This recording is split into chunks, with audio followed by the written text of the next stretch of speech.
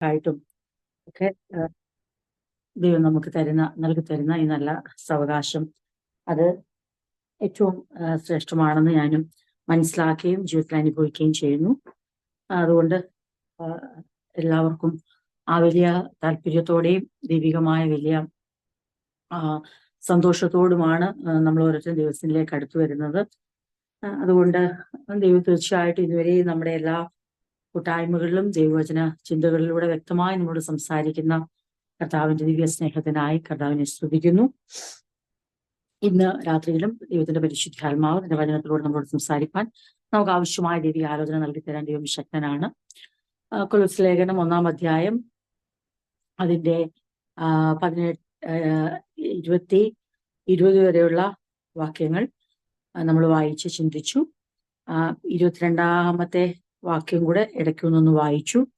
അങ്ങനെ ചില ഭാഗങ്ങൾ നമുക്ക് ദീർഘമായി ചിന്തിപ്പാനൊക്കെ കർത്താവ് കഴിഞ്ഞ ചില ക്ലാസ്സുകളിലായ അവസരങ്ങളെ തരുന്നു.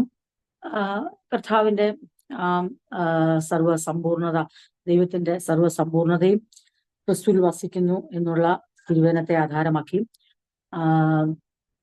15 മുതലുള്ള അവൻ അദൃശ്യനായ ദൈവത്തിന്റെ പ്രതിമയാണെന്നും അങ്ങനെ കർത്താവായ യേശു ക്രിസ്തുവിന്റെ ശ്രേഷ്ഠകരമായ ഔന്നിത്യത്തെ വർണ്ണിക്കുന്ന വിവരിക്കുന്ന വേദഭാഗങ്ങൾ നമ്മൾ ചിന്തിച്ച് ഒടുവിൽ നമ്മൾ ക്രിസ്തു ശരീരമാകുന്ന സഭയുടെ ശിരസ്സാകുന്നു എന്നുള്ള ഭാഗത്ത് എത്തിച്ചേരുകയും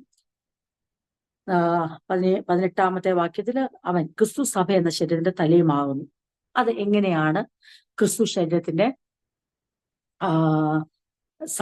ശിരസ്സാകുന്നത്, എങ്ങനെയാണ് പിതാവായ ദൈവം ക്രിസ്തുവിനെ ആ ഒരു പദവിയിലേക്ക് നിയോഗിച്ചത്, ഉയർത്തിയത് എന്നുള്ള ഭാഗവും നമ്മൾ ചിന്തിപ്പാൻ കർത്താവ് നമുക്ക് കൃപ ചെയ്തു.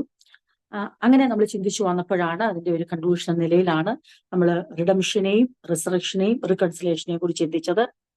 വീണ്ടെടുപ്പിലൂടെ നമ്മുടെ മറുവില കൊടുത്തു, ഉയർപ്പിലൂടെ അവൻ ദൈവപുത്രൻ എന്നുള്ള തെളിവോടുകൂടെ അതിനെ സാക്ഷീകരിച്ചു. അങ്ങനെ മറുവില കൊടുത്തുകൊണ്ട് പിതാവായ ദൈവപുത്രനെ ഉയർപ്പിച്ചുകൊണ്ട് നമുക്ക് റീകൺസിലേഷനുള്ള പാതയൊരുക്കി. ദൈവവുമായുള്ള നിരപ്പ്, ആ നിരപ്പിനെ കുറിച്ച് വ്യക്തമായി കൊലോസ്യ ലേഖനത്തിൽ പറയുന്ന ഭാഗങ്ങൾ നമ്മൾ വായിച്ചു.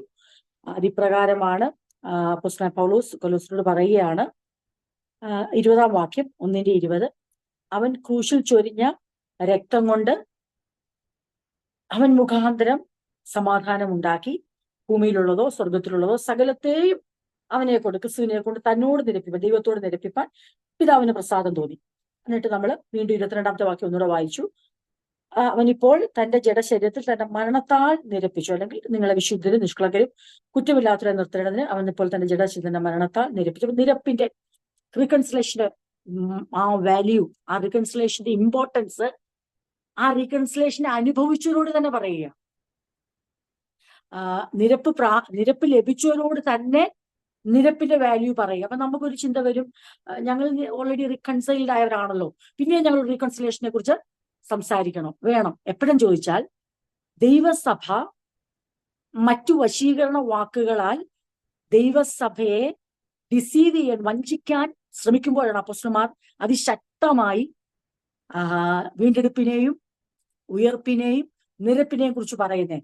കാരണം വീണ്ടെടുക്കപ്പെട്ടവർ അവരുടെ വീണ്ടെടുപ്പിന്റെ മറുവില ആര് കൊടുത്തുവെന്നും ആ വീണ്ടെടുപ്പ് കൊണ്ട് അവർക്ക് ലഭിച്ച നിരപ്പും ആ നിരപ്പ് കൊണ്ട് അവർക്ക് ലഭിച്ച പദവിയും, ഈ കാര്യങ്ങൾ അവരിൽ വീണ്ടും വ്യക്തമായി വളരെ കോൺഫിഡന്റ് ആയി നിലകൊള്ളണമെന്നുള്ള ഉറച്ച പറയണ്ടേ നിലപാടോടുകൂടിയാണ് അപ്പോസ്തലനായ പൗലോസ് കൊലോസ്യരോട് ഇത് പറയുന്നത്. അപ്പം എവിടെയെങ്കിലും ഒരു ലൂപ്പ് ഹോൾ കണ്ടെത്തി, അല്ലെങ്കിൽ ആരെങ്കിലും ദൈവസഭയ്ക്കകത്ത് ഒരു ദുരുദ്ദേശത്തോടെ കയറി വന്ന് ദുരുപദേശം സ്ഥാപിക്കാൻ ശ്രമിക്കുമ്പോൾ, അത് അപ്പോസ്തലന്മാരുടെ കാതുകളിൽ ആ വാർത്ത ലഭിച്ചാൽ അവരുടെ പ്രധാനമായ ഉദ്ദേശമാണ് സുവിശേഷം അറിയിക്കുന്ന, സുവിശേഷത്താൽ അനേകം രക്ഷിക്കപ്പെടണം എന്നുള്ള ഉദ്ദേശം പോലെ തന്നെ സുവിശേഷം നിമിത്തം അത് സുവിശേഷത്തെ ഹൃദയപൂർവമായി സ്വീകരിച്ച് വിശ്വസിച്ച നിമിത്തം രക്ഷിക്കപ്പെട്ടവർ രക്ഷയുടെ ആ പൂർണ്ണ അടിസ്ഥാനത്തിൽ ക്രിസ്തുവാകുന്ന പാറമേൽ നിലകൊള്ളുക എന്നുള്ളത് അപ്പോസ്തലന്മാരെ സംബന്ധിച്ച് പുതിയ ആത്മാക്കൾ കടന്നു വരുന്നതിനോടൊപ്പം തന്നെ അതിനേക്കാളും അവർ ഏറ്റവും അധികം പ്രയത്നിച്ചൊരു കാര്യമാണ് ദൈവസഭയെ ദുരുപദേശങ്ങൾ അകറ്റി നിർത്തുക, സത്യോപദേശത്തിൽ നിലനിർത്തുക. ഇത് അവർക്ക് ഏറ്റവും പ്രാധാന്യമുള്ളതായിരുന്നു.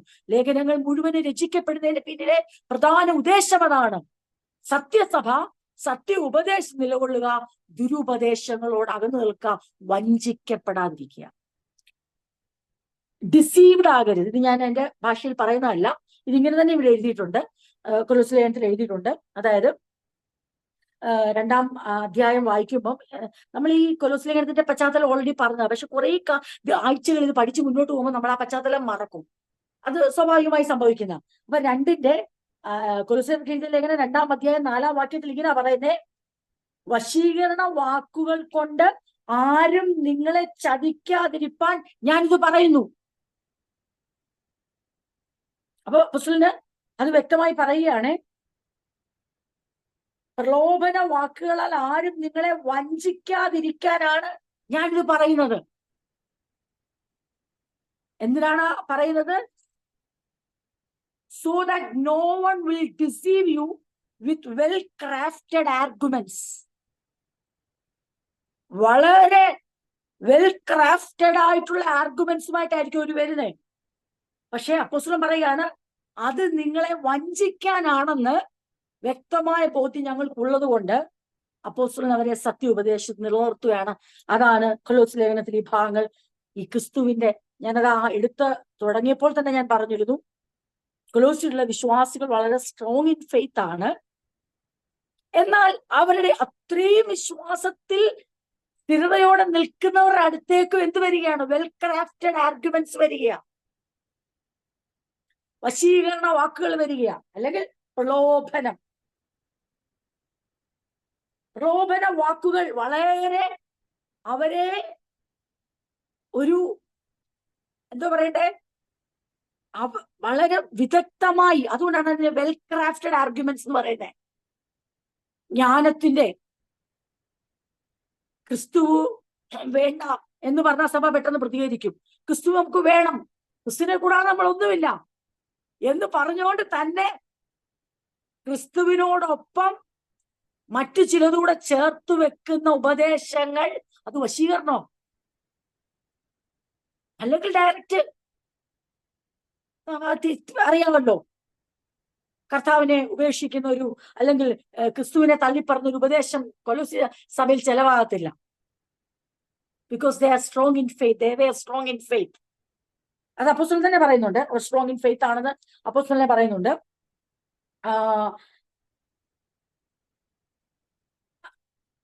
ഞാനിപ്പോ 4-ാം വാക്യം പറഞ്ഞു, അതിന് കഴിഞ്ഞിട്ട് പറയുന്നുണ്ട് 5-ാം വാക്യം, ഞാൻ ശരീരം 2-ന്റെ 5 ഞാൻ ശരീരം കൊണ്ട് ദൂരസ്ഥനെങ്കിലും ആത്മാവ് കൊണ്ട് നിങ്ങളോട് കൂടെയുള്ളവനായി നിങ്ങളുടെ ക്രമവും ക്രിസ്തുവിൽ നിങ്ങൾക്കുള്ള വിശ്വാസ സ്ഥിരതയും കണ്ട് സന്തോഷിക്കുന്നു. അപ്പൊ ക്രിസ്തുവിൽ നിങ്ങൾക്കുള്ള വിശ്വാസ സ്ഥിരത അങ്ങനെയുള്ളവരോട് പറയുകയാണ്. എങ്കിലും ഞാൻ നിങ്ങളൊക്കെ ഇത് എഴുതുന്നത് നിങ്ങളെ ആരും വശീകരണ വാക്കുകളാൽ വഞ്ചിക്കാതെ ഇരിക്കുക. ഇത് ഈ പശ്ചാത്തലം മറക്കല്ലേ. എപ്പം കൊലോസ്യ ലേഖനം വായിച്ചാലും പഠിച്ചാലും നമ്മുടെ ഈ ലേഖന പഠനത്തിലുടനീളം ഈ കോണ്ടെക്സ്റ്റ് മറക്കല്ലേ. എന്തിനാണ് സഭയോട് തന്നെ ക്രിസ്തുവിന്റെ ഔന്നത്യം വെളിപ്പെടുത്തുന്നത്? എന്തിനാണ് സഭയോട് തന്നെ നിരപ്പിന്റെ ആ നിരപ്പ് പ്രാപിച്ച അവരോട് തന്നെ നിരപ്പിന്റെ ശുശ്രൂഷ മഹത്വം വെളിപ്പെടുത്തുന്നത്? എന്തിനാണ് വീണ്ടെടുപ്പ് പ്രാപിച്ചുകൊണ്ട് തന്നെ പിന്നെയും വീണ്ടെടുപ്പിന്റെ വിലയെക്കുറിച്ചും പറയുന്ന എന്നൊരു ഡൗട്ട് ആർക്കെങ്കിലും വരുമ്പോൾ അപ്പോഴൊക്കെ കോണ്ടെക്സ്റ്റ് ഓർത്തോണം. അതിനാണ് ഞാൻ ഒന്നുകൂടെ അത് ഓർപ്പിച്ചത്. അപ്പോ പറയുകയാണ്, ഒരു കാര്യം ഞാൻ നിങ്ങളോട് പറയാം, ക്രിസ്തു മുഖാന്തരമാണ് പിതാവായ ദൈവം നിങ്ങളെയും എന്നെയും നമ്മളെയും നിരപ്പിച്ചത്. അത് കഴിഞ്ഞ ആഴ്ച നമ്മൾ ചിന്തിച്ച ഇങ്ങനെയാണ്, ക്രിസ്തു മുഖാന്തരം സമാധാനം, ക്രിസ്തു മുഖാന്തരം നിരപ്പ്. പക്ഷെ ചോദ്യം എങ്ങനെ ക്രിസ്തു മുഖാന്തരം എന്നുള്ളതിന്റെ ഉത്തരമാണ് നമ്മൾ കഴിഞ്ഞ ആഴ്ച ചിന്തിച്ചത്. ദൈവത്തിനും മനുഷ്യർക്കിടയിൽ ക്രിസ്തു കയറി നിൽക്കുന്നു എന്ന് പറയുമ്പോൾ എങ്ങനാണ് ക്രിസ്തു നിരപ്പിനായി തന്നെ ഏൽപ്പിച്ചു കൊടുത്തത്? എങ്ങനാണ് ക്രിസ്തു മറുവിലയ്ക്കായി തന്നെ ഏൽപ്പിച്ചു കൊടുത്തത്? എങ്ങനാണ് ക്രിസ്തു ഉയർപ്പിനായി ഏൽപ്പിച്ചു കൊടുത്തത്? മരണത്തിലൂടെ സഞ്ചരിക്കാതെ മരണത്തിന് വേണ്ടി ഏൽപ്പിച്ചു കൊടുക്കാതെ ക്രിസ്തുവിന് നന്നായിട്ട് അറിയാം ഒരു ഉയർപ്പിന്റെ അനുഭവം ഉണ്ടാകുന്നില്ല. മറുവില കൊടുക്കാതെ ഒരു വീണ്ടെടുപ്പ് ഒരിക്കലും ഉണ്ടാകത്തില്ല. മറുവില കൊടുക്കണമെങ്കിൽ ജീവനാണ് മറുവിലയായി കൊടുക്കണ്ടേ, രക്തമാണ് മറുവിലയായി കൊടുക്കണ്ടേ. ഉയർത്തണമെങ്കിൽ ജീവൻ വെടിയണം.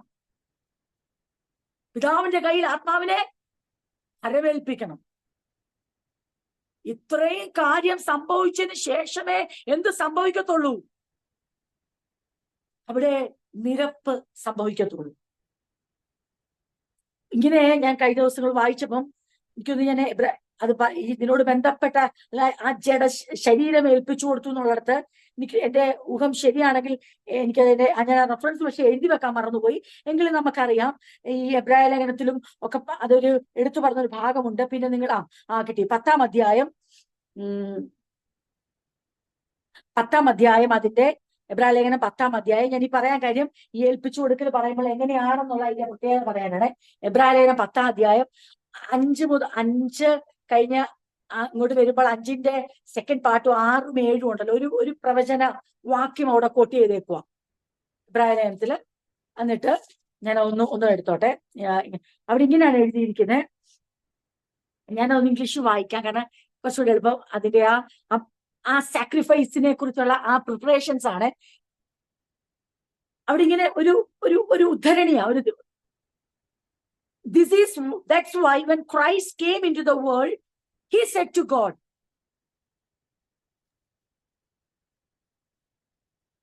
when Christ came into the world, he said to God, ദൈവത്തോട് ക്രിസ്തു പറയുന്നതാണ്, you did not want animal sacrifices or sin offerings. ഹനനയാഗവും വഴിപാട് നീ ഇച്ഛിച്ചില്ല, അല്ലെങ്കിൽ നിനക്ക് വേണ്ട. എന്നിട്ട് അടുത്തത്, എന്നാൽ ഒരു ശരീരം നീ എനിക്ക് ഒരുക്കി. ഇത് ക്രിസ്തു ദൈവത്തോട് പറയുന്ന, but you have given me a body to offer. അതിന്റെ നിവർത്തിയാണ് നമ്മൾ ഈ ലേഖനത്തിൽ വായിച്ചുകൊണ്ടിരിക്കുന്നത്. ഒന്നുകൂടെ വായിക്കാം. That's why when Christ came into the world, he said to God, what Christ said to God, എന്താണ്? God did not want animal sacrifices or sin offerings. വേണ്ട. ഹനനയാഗവും വഴിപാട് നീ ഇച്ഛിച്ചില്ല, അല്ലെങ്കിൽ നിനക്ക് വേണ്ട. അതെ, എന്ത് ഹനനയാഗവും എന്ത് വഴിപാടും മുകളിൽ പറയുന്നുണ്ട്. കാളകളുടെയും ആട്ടുകൊറ്റന്മാരുടെയും രക്തത്തിന് പാപങ്ങളെ നീക്കുവാൻ കഴിയുന്നതല്ല. ആകയാൽ ലോകത്തിൽ വരുമ്പോൾ, എന്നിട്ട് 7-ാം വാക്യം, എന്നവൻ പറയുന്നു. So Christ said to God, God did not want animal sacrifices or sin offerings. ആട്ടുകൊറ്റന്മാരുടെയും കാളകളുടെയും രക്തവും വേണ്ട, ശരീരവും വേണ്ട. ആർക്ക്? ദൈവത്തിന് വേണ്ട. എന്തിനായി വേണ്ട? മറുവിലയ്ക്കായി വേണ്ട, വീണ്ടെടുപ്പിനായി നടക്കത്തില്ല. പാപങ്ങളെ പോക്കുവാൻ, പാപങ്ങളുടെ ശിക്ഷ ഇല്ലാതാക്കുവാൻ ദൈവം പറഞ്ഞു, എനിക്ക് ഇതുകൊണ്ടൊന്നും നടക്കത്തില്ല. So Christ said to God, but you have given me a body to offer. എന്നാൽ ഒരു ശരീരം നീ എനിക്ക് ഒരുക്കിയിരിക്കുന്നു എന്ന് പറഞ്ഞാൽ, നീ എനിക്കൊരു ശരീരം തന്നിരിക്കുന്നു. ആ തന്നിരിക്കുന്ന എനിക്കറിയാം നിനക്ക് ഓഫർ ചെയ്യാനാ. അതാണ് നിയോഗത്തിന്റെ പ്രത്യേകത. അതാണ് അപ്പോയിന്റ്മെന്റിന്റെ പ്രത്യേകത. അതാണ് ക്രൈസ്റ്റിന്റെ അനോയിന്റ്മെന്റിന്റെ പ്രത്യേകത. He was well aware of that. You have, oh my God, Father, you have given me a body, not to save for me, rather to offer for you, for your purpose. നീ, എനിക്കറിയാം, കാളകളുടെയും കോലാട്ടു കൊറ്റന്മാരുടെയും രക്തം കൊണ്ട്, അതിന്റെ മാംസം കൊണ്ട് പാപങ്ങളെ നീക്കുവാൻ കഴിയത്തില്ല എന്നും നീ അത് ഇച്ഛിക്കുന്നില്ല. You don't want it, but you want it. നിനക്ക് വേണം. എന്ത് വേണം? നിനക്കൊരു യാഗം വേണം. നിനക്ക് എന്ത് വേണം? നിനക്കൊരു മറുവില കൊടുക്കണം. പക്ഷെ അതിന് നീ കോലാട്ടുകൊറ്റന്മാരുടെ മൃഗങ്ങളുടെ കൊണ്ട് നീ തയ്യാറല്ല. പക്ഷെ ഞാൻ മനസ്സിലാക്കുന്നു, നിനക്ക് പിതാവായ ദൈവത്തിന് മനുഷ്യന്റെ വീണ്ടെടുപ്പിനായി എന്ത് കൊടുക്കണം? മറുവില കൊടുക്കണം. But you are not pleased in animal sacrifices. മൃഗയാഗങ്ങളിൽ നീ പ്രസാദിക്കുന്നില്ല എന്ന് ഞാൻ മനസ്സിലാക്കുന്നു. So Christ said to God, നിനക്ക് വേണ്ടാത്തതെന്തൊന്നും, നിനക്ക് ഇഷ്ടമില്ലാത്തതെന്തൊന്നും നിനക്ക് ഇഷ്ടമുള്ളതെന്തൊന്നും ഞാൻ മനസ്സിലാക്കുന്നു. I know that you have given me a body. അതാണ് നാം ചിന്തിച്ചുകൊണ്ടിരുന്നത്. ദൈവത്തിന്റെ സർവസമ്പൂർണ്ണ ക്രിസ്തുവിൽ ദേഹരൂപമായി വസിക്കുന്നു. ആ ശരീരം നീ എനിക്ക് തരുന്നത്, ആത്മാവാകുന്ന പുത്രൻ, ആത്മാവാകുന്ന ദൈവം, the God is spirit, and Son of God is taking a human body. ഒരു മനുഷ്യ ശരീരം നീ എനിക്ക് തരുന്നത്, I know that you want it back as an offering for the redemption and for the ransom. മറുവിലയ്ക്കും വീണ്ടെടുപ്പിനുമായിട്ടാണ് ഈ ശരീരം നീ എനിക്ക് തരുന്നത്. എന്നാൽ ഒരു ശരീരം നീ എനിക്ക് ഒരുക്കിയിരിക്കുന്നു. You have given me a body to offer. ഈ ഓഫറിങ് നടക്കുമ്പോഴാണ് ഈ പ്രശ്നമെല്ലാം നടക്കുന്നത്. ദൈവപുത്രനല്ല, ദൈവം കൈവിട്ടു, ദൈവം ഉപേക്ഷിച്ചു. ഇത് രാത്രി കേട്ടോണം പ്രിയപ്പെട്ടവരെ. ദൈവം നമ്മളെ ഈ സൃഷ്ടിച്ചതിന്റെ, വീണ്ടെടുത്തതിന്റെ, ജീവിപ്പിക്കുന്നതിന്റെ, നടത്തുന്നതിന്റെ പർപ്പസുകൾ നമ്മുടെ ജീവിതത്തിൽ നടക്കുമ്പോഴായിരിക്കും നമുക്ക് തോന്നുന്നത് ദൈവം നമ്മളെ കൈവിട്ടെന്നും മറ്റുള്ളവർ പറയുന്ന ദൈവം നിന്നെ കൈവിട്ടെന്നും. പക്ഷെ വാസ്തവത്തിൽ അപ്പം നടക്കുന്നത് എന്തുവാ? Christ said to God, ആകയാൽ ലോകത്തിൽ വരുമ്പോൾ എന്ന് അവൻ പറയുന്നു. എന്നാ അതിന്റെ 5:7 അവസാനം ഞാൻ ഈ വായിക്കുന്നത്. You did not want animal sacrifices or sin offerings. വേണ്ട. എന്നാ ഇനി ഒന്നും വേണ്ടതാണോ? അല്ല. You want something. You want bigger than that. You want greater than that. ഇതിനേക്കാൾ എന്തോ വലുത് നിനക്ക് വേണം. നിനക്ക് മൃഗങ്ങളുടെ ഉടൽ വേണ്ട, നിനക്ക് മൃഗങ്ങളുടെ രക്തം വേണ്ട, പക്ഷെ നിനക്ക് വേണം. അതെനിക്ക് മനസ്സിലായി. നിനക്ക് എന്താണ് വേണ്ടതെന്ന്. നിനക്ക് വേണ്ടതെന്നറിഞ്ഞ് നീ എനിക്കൊരു ശരീരം ഒരുക്കിയിരിക്കുന്നു. You have given me a body to offer. ഈ സമയം എത്തിയപ്പോഴേ യേശു പറഞ്ഞേ, ഗോതമ്പ് മണി നിലത്തു വീണ് ചാകുന്നില്ലെങ്കിൽ തനിയെ ഇരിക്കും, ചത്തുവെങ്കിലോ വളരെ വിളവുണ്ടാകും. The moments it was near to Jesus, യേശുവിന്റെ അരിയിലേക്ക് വന്നു. ഓഫറിങ്ങിനുള്ള ടൈം വന്നപ്പോൾ യേശു നന്നായിട്ട് അറിയാമായിരുന്നു, എനിക്ക് ഈ മനുഷ്യ ശരീരം തന്നതിന്റെ പിന്നിലെ പ്രധാന ഉദ്ദേശം ഇത് ഓഫർ ചെയ്യാനാ. കാരണം പിതാവിന് മനുഷ്യന്റെ വീണ്ടെടുപ്പിന്റെ മറുവിലയായി കൊടുത്തു നിരപ്പിലേക്ക് നയിക്കുവാൻ ദൈവം എനിക്ക് ഈ ശരീരം ഒരുക്കിയിരിക്കുന്നു. You have given me a body to offer. എന്നാൽ ഒരു ശരീരം നീ എനിക്ക് ഒരുക്കിയിരിക്കുന്നു എന്ന് പറയുമ്പോൾ നമ്മുടെ മലയാളത്തിൽ അത്രയേ ഉള്ളൂ. പക്ഷെ യഥാർത്ഥത്തിൽ ഇങ്ങനെയായിട്ട് വരണ്ടേ. എന്നാൽ ഇങ്ങനെയുള്ള ഹനനയാഗവും ഹോമ വഴിപാടും നീ ഇച്ഛിച്ചില്ല എന്ന് പറഞ്ഞ് ഫുൾ സ്റ്റോപ്പ് അല്ല. നീ ഇച്ഛിച്ചില്ല, പക്ഷെ നീ ഇച്ഛിക്കുന്നത് ചെയ്യുവാൻ നീ എനിക്കൊരു ശരീരം തന്നിരിക്കുന്നു. അതെന്തിനു വേണ്ടിയാ? നിനക്ക് ഓഫർ ചെയ്യാൻ. സർവാംഗ ഹോമങ്ങളിലും പാപയാഗങ്ങളിലും നീ പ്രസാദിച്ചില്ല. ഇതിന്റെ എല്ലാ പ്രൊവിഷൻ ആൻഡ് കമാൻഡ്മെന്റ്സ് കൊടുത്ത ദൈവം തന്നെയാ. പക്ഷെ for a limited time, for a temporary period. ഇതെല്ലാം കർത്താവ് ദൈവം കൊടുത്ത. പക്ഷേ ഇറ്റേണലായി, പെർമനന്റ് ആയി, ഏറ്റവും അത്യന്തികമായി ഒരുക്കുന്ന ദൈവ പദ്ധതിയുടെ പൂർത്തീകരണത്തിന് വേണ്ടി ക്രിസ്തു തന്നെ തന്നെ വെളിപ്പെടുത്തുകയാണ്. സർവാംഗ ഹോമങ്ങളിലും പാപയാഗങ്ങളിലും നീ പ്രസാദിച്ചില്ല. കേട്ടോണേ, you were not pleased with burnt offerings or other offerings for sin. ആ വാക്കോർത്തണം, for sin. പാപങ്ങളുടെ പരിഹാരത്തോട്, വിമോചനത്തോട് ബന്ധപ്പെട്ട് നടത്തുന്ന മൃഗയാഗങ്ങളോടും അതിനോടനുബന്ധിച്ചിരിക്കുന്ന വഴിപാടും ഒന്നും നിനക്ക് അങ്ങോട്ട് ഇപ്പൊ ഇഷ്ടപ്പെടുന്നില്ല, നീ അങ്ങോട്ട് പ്ലീസ്ഡ് അല്ല എന്ന് എനിക്ക് മനസ്സിലായി. Then I said, അപ്പോൾ ഞാൻ പറഞ്ഞു, Christ said to God, അപ്പോൾ ഞാൻ പറഞ്ഞു, ഇതാ ഞാൻ വരുന്നു. Then I said, look, I have come to do your will, oh God. അപ്പോൾ ഞാൻ പറഞ്ഞു, ഇതാ ഞാൻ വരുന്നു. പുസ്തക ചുരുളിൽ എന്നെ കുറിച്ച് എഴുതിയിരിക്കുന്നു, ദൈവമേ നിന്റെ ഇഷ്ടം ചെയ്യുവാൻ ഞാൻ വരുന്നു എന്ന് അവൻ പറയുന്നു. Then I said, look, I have come to do your will, O God, and it's written about me in the scriptures. ഉയർത്തെഴുന്നേറ്റ ശേഷം എമ്മൗസിലേക്ക് നടന്നുപോയ ശിഷ്യന്മാരുടെ യേശു പറയുന്നുണ്ട്, തിരുവെഴുത്തുകൾ എന്നെ കുറിച്ച് എഴുതിയിരിക്കുന്ന നിങ്ങൾക്ക് ഇതുവരെ നിങ്ങൾ ഗ്രഹിക്കുന്നില്ലയോ?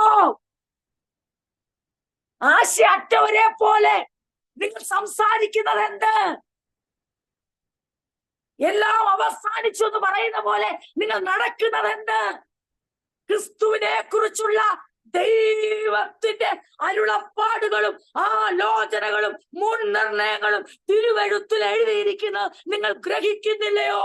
ഇന്ന് രാത്രി ഞാൻ വിളിച്ചു പറയട്ടെ, പ്രത്യാശയോടെ ജീവിക്കുവാനുള്ള ഏക മാർഗം ക്രിസ്തുവിനെ കുറിച്ചുള്ള വെളിപ്പാട് തിരുവെഴുത്തിൽ നിന്ന് പ്രാപിക്കുക എന്നുള്ളതാണ്. ബാക്കിയെല്ലാം നമ്മുടെ മുമ്പിൽ അതേ മൂടാപ്പായി ഒരു മേഘം മറയുന്ന പോലെ തോന്നിയാലും, കാർമേഘം ഇരുണ്ട് കൂടുന്ന പോലെ തോന്നിയാലും, നിരാശയുടെ അനുഭവങ്ങൾ ജീവിതത്തിൽ ഉണ്ടായാലും നമ്മെ അത് തളർത്തിക്കളയാതെ പ്രത്യാശയോടെ നിലനിർത്തണമെങ്കിൽ നമുക്ക് വേണ്ട വെളിപ്പാട് ചോദിച്ചാൽ തിരുവെഴുത്തിൽ പിതാവായ ദൈവം തന്റെ പുത്രനെ കുറിച്ച് രേഖപ്പെടുത്തിയിരിക്കുന്ന വെളിപ്പാടുകൾ നാം പ്രാപിച്ചാൽ എല്ലാ കാർമേഘങ്ങളുടെ അപ്പുറത്ത് നമുക്കൊരു കാഴ്ച കാണാൻ പറ്റും. എന്തുകൊണ്ട് സഭ ഇത്രയും ഇരുണ്ടുപോയി? എന്തുകൊണ്ട് സഭയുടെ കാഴ്ച മങ്ങിപ്പോയി? എന്തുകൊണ്ട് സഭ ഭൗതികവാദികളാകുന്നു? എന്തുകൊണ്ട് വേർപെട്ട ജനം ആത്മീയതയെ കൈവെടിഞ്ഞ് മഹാപ്രതിഫലമുള്ള ധൈര്യം തള്ളിക്കളഞ്ഞ് നാളെയാണ് ആ ദിവസം, നാളെയാണ് എന്റെ ഭാവി, നാളെയാണ് എന്റെ ആ ശുഭദിനം, നാളെയാണ് ദൈവം എന്നെ മാനിക്കുന്നതെന്ന് പറഞ്ഞുകൊണ്ട് നാളെ എന്ന് പറയുന്ന ആ ഷോർട്ട് ടൈമായ അതെ ഹ്രസ്വകാലമായ ഹ്രസ്വദൃഷ്ടികളായി മാറിയത് എന്തുകൊണ്ട് ചോദിച്ചാൽ, കാരണം ദൈവസഭയ്ക്ക് നഷ്ടമായ എന്തെന്ന് ചോദിച്ചാൽ തിരുവെഴുത്തിലുള്ള ക്രിസ്തുവിനെ കുറിച്ചുള്ള വെളിപ്പാട്, ജ്ഞാനം, പരിജ്ഞാനം, പിതാവായ ദൈവത്തിന്റെ പദ്ധതികളെ സഭയ്ക്ക് അന്യമായി പോയി. അങ്ങനെ അന്യമായി പോകുമ്പോൾ ക്രിസ്തു നമുക്കും മങ്ങിയാൽ, ക്രിസ്തുവിനെ കുറിച്ചുള്ള വെളിപ്പാട് സഭയ്ക്കും മറഞ്ഞാൽ സഭ നേരെ എന്തുമായിട്ട് കണക്റ്റഡ് ആവുന്നറിയാമോ? ഹ്രസ്വദൃഷ്ടികളായി ദീർഘദൃഷ്ടി നഷ്ടപ്പെട്ട് തങ്ങളുടെ ഭാവിയിലേക്ക് തിരിയും, തങ്ങളുടെ ഭൗതികത്തിലേക്ക് തിരിയും, തങ്ങളുടെ നാളുകളിലേക്ക് തിരിയും. ദൈവം ഒരുക്കുന്ന നാളുകളിലേക്ക് തിരിയത്തില്ല.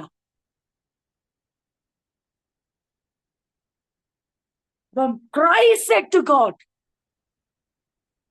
ക്രിസ്തു ദൈവത്തോട് പറയുക, നീ ഇച്ഛിച്ചില്ല, നിനക്കിത് പറ്റുന്നില്ല, ഇതുകൊണ്ടൊന്നും മറുവില കൊടുക്കത്തില്ല, നടക്കത്തില്ലെന്ന് എനിക്ക് മനസ്സിലായി.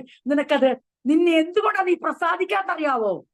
കാരണം ഇതുകൊണ്ടൊന്നും ഈ മൃഗയാഗം കൊണ്ടും മൃഗശരീരം കൊണ്ടും മൃഗത്തിന്റെ ഉടൽ കൊണ്ടും മൃഗത്തിന്റെ രക്തം കൊണ്ടും പിതാവായ ദൈവം ഉദ്ദേശിക്കുന്ന മറുവില കൊടുക്കാൻ കഴിയത്തില്ല, വീണ്ടെടുപ്പ് നടക്കത്തില്ല. അതുകൊണ്ട് പിതാവിന് ഈ ഇവയിൽ പ്രസാദമില്ലെന്ന് ആര് മനസ്സിലാക്കി? പുത്രൻ മനസ്സിലാക്കി. അപ്പൊ പുത്രൻ പറയാ, അപ്പോൾ ഞാൻ പറഞ്ഞു. എപ്പോൾ? When Christ said this, he came to know that God is not at all pleased on all these offerings and sacrifices for the remission of sin. പാപങ്ങളുടെ പ്രായശ്ചിത്തത്തിനായി മനുഷ്യൻ ചെയ്യുന്ന ഒരു മൃഗയാഗങ്ങളിലും മൃഗത്തിന്റെ രക്തം ചൊരിയുന്നതിലും ദൈവത്തിന് പ്രസാദമെന്ന് പറഞ്ഞപ്പോൾ പുത്രൻ പറയുകയാണ്, I am ready to offer myself. എന്നിട്ട് അതിനു വേണ്ടി പറയണം, അങ്ങനെ ഓഫർ ആകണമെങ്കിൽ എന്ത് കൊടുക്കണം പിതാവ്? ഒരു ശരീരം. You have given me a body to offer. ശരീരം കൊടുക്കണം, രക്തമോടുന്ന ശരീരം, മാംസവും രക്തമുള്ള ഒരു ശരീരം കൊടുക്കണം. ആ മാംസച്ചൊരിച്ചിലും ആ രക്തച്ചൊരിച്ചിലും ആ തകർച്ചയും നിമിത്തം എന്ത് സംഭവിക്കും? താഴെ നിൽക്കുന്നവർക്കോ കണ്ടു നിൽക്കുന്നവർക്കോ കൂടെ നടക്കുന്നവർക്കോ തെരഞ്ഞെടുത്തവർക്കോ ആർക്കും പ്രസാദം തോന്നാത്തു. എന്നാൽ ദൈവത്തിന് വെൽ പ്ലീസ്ഡ് ആയ പൂർണ്ണ പ്രസാദമുള്ള ഒരു യാഗം ഭൂമിയിൽ നടക്കണമെങ്കിൽ ഇതല്ലാതെ വേറെ മാർഗമില്ല. എന്റെ പ്രിയരെ, ഞാൻ ഈ പറയുന്ന കാര്യം നിങ്ങൾക്ക് ആർക്കും പുതുമയുള്ളതാ അല്ലെന്ന് അറിഞ്ഞിട്ട് ഞാൻ തന്നെ ഇത് പറയണേ. പ്രിയരെ, ദൈവത്തിന്റെ സന്നിധിയിൽ ദൈവഹിത പ്രകാരം ദൈവിക ഉദ്ദേശങ്ങൾക്ക് വേണ്ടി നാം നമ്മെ സമർപ്പിക്കുമ്പോൾ അതിനകത്ത് വെൽ പ്ലീസ്ഡ് ആകുന്നത് മനുഷ്യരെയല്ല നോക്കണ്ടേ, ദൈവം അതിൽ വെൽ പ്ലീസ്ഡ് ആണോ, പൂർണ്ണ സംതൃപ്തനാണോ, പൂർണ്ണ പ്രസാദമുള്ളവനാണോ എന്ന് നോക്കിയാണ് പുത്രൻ സമർപ്പിച്ചെങ്കിൽ നമ്മളും അങ്ങനെ തന്നെ സമർപ്പിക്കണം. എനിക്ക് നമ്മൾ ഒത്തിരി വായിച്ചുള്ള എന്താ വിഷയത്തിൽ നമ്മൾ പറഞ്ഞു എനിക്കായി ഒരുക്കി ഇങ്ങനെ സ്പീഡിൽ ഒത്തിരി വായിച്ചുള്ള വാക്യം ഇത്. പക്ഷെ ഒന്ന് നിന്ന് വായിച്ചപ്പം പുത്രൻ Christ said to God, you have given me a body purposely. അതെ, പൂർണ്ണമായി ഉദ്ദേശത്തോടു കൂടെ മനഃപൂർവമായി with the well planned, pre-planned, you have given me a body. I know it very well. Somehow, someday I have to offer it.